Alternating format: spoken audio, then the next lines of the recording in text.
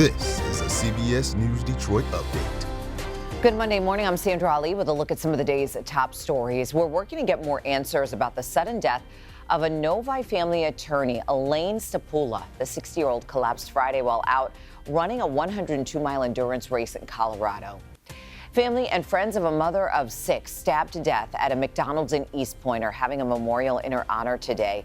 That memorial is being held at 5 o'clock. They're going to have a balloon release for Jennifer Harris at the McDonald's on East 9 Mile. Harris was attacked while they are at work. A 26-year-old coworker has been charged with first-degree murder in connection with her death. The founder and CEO of the Oxford Center in Troy will be back in court today. Tamala Peterson facing charges in connection with the death of 5-year-old Thomas Cooper. He was killed when his mother was injured when his hyperbaric chamber exploded. Several others from the center are also facing charges as well. We're expecting to learn more today about the man who barricaded himself inside the Stellantis assembly plant in Sterling Heights. Police were called out to the plant Saturday afternoon. They say the man worked at the plant, but very few other details have been released.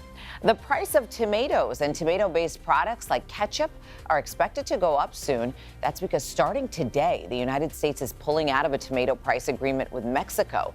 That agreement has been in place for the past 30 years. A change is now making way for nearly 21% tariffs on most Mexican tomato imports. The search for flood victims in Texas will resume later today in the central area. Crews were forced to stop and seek shelter after more heavy rain in the area over the weekend. Some areas getting more than half a foot of rain in just a day.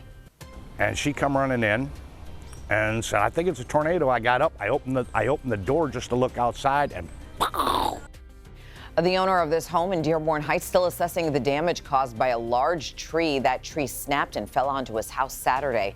His son was hurt, but he's expected to be okay. Officials say strong winds caused that tree to topple over.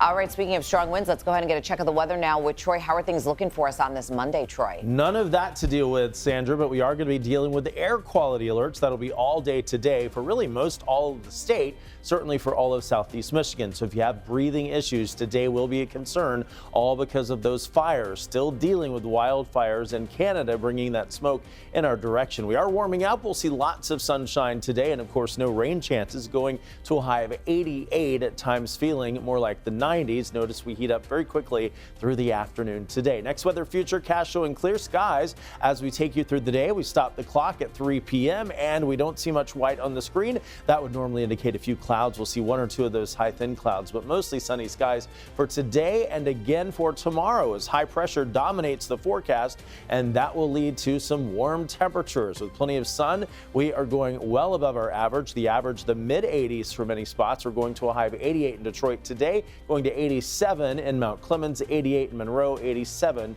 for Adrian. On into the next 7 days, you'll see those temperatures heating up into the 90s, or at least close to it for Tuesday. We go to 90 in Detroit, a little warmer in our southern zones with lots of sun and staying dry. Rain chances do return on Wednesday. We'll see a 60% coverage, and we continue through Thursday and part of Friday with those rain chances and hot temperatures. Sandra, back to you. Troy, thank you. That's a look at your headlines. We'll be back later today covering stories that matter to you on air and streaming on the CBS News app and Pluto TV.